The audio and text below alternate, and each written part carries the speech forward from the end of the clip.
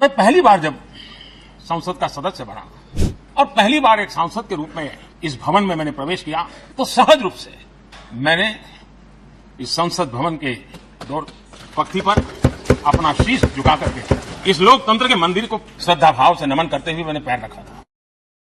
देश लाइव में आपका स्वागत है। मैं हूं सहल कुरैशी। दोस्तों, संसद की चौखट पर शीश नमाकर लोकतंत्र की कस्में खाई, लेकिन खुद ही के गृह राज्य गुजरात में जमकर संविधान की धज्जियां उड़ाई। जी हां, हम बात कर रहे हैं स्वघोषित विश्वगुरु नरेंद्र दामोदर दास मोदी की।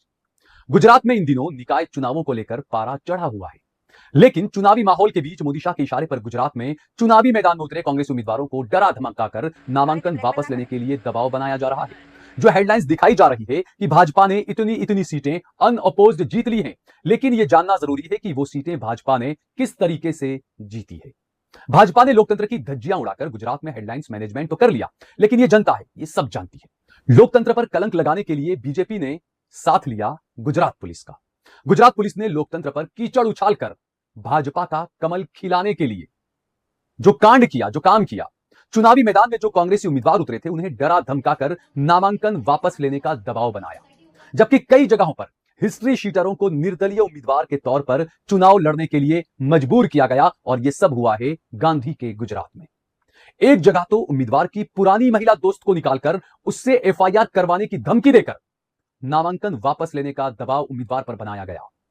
सूरत में उम्मीदवार बनाई गई कांग्रेस कार्यकर्ता को तो बीजेपी ने मैदान से हटने के लिए, अपना नामांकन वापस लेने के लिए 75 लाख रुपए तक का ऑफर कर दिया। इसी तरह की घटनाएं मेहसाणा से भी आई। गुजरात के मेहसाणा में भी कई ऐसे उम्मीदवारों को डराया गया, धमकाया गया। राजकोट से भी इस तरह की खबरें आई। उमरगाम में तो एक चुनावी अधिकारी ने भाजपा के दबाव में आकर आत्महत्या कर ली। बताया जाता है कि अधिकारी पर दबाव था कि भले ही सारे दस्तावेज सही क्यों ना हो, विपक्षी उम्मीदवार का नामांकन आपको रद्द करना पड़ेगा। और यह आरोप लगे कि इसी दबाव के अंदर उस चुनावी अधिकारी ने आत्महत्या कर ली।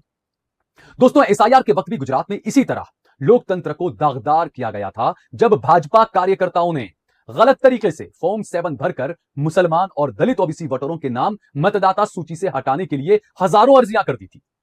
यह तो भला हो प्रदेश कांग्रेस अध्यक्ष अमित चावड़ा और पूर्व विधायक गियासुद्दीन शेख का, जिन्होंने मुख्य चुनाव अधिकारी से मिलकर एफआईआर दर्ज करने की बात कही, मजबूती से इस मुद्दे को उठाया, तो मजबूरी में ही सही चुनाव आयोग को आखिरकार एक्शन में आना पड़ा।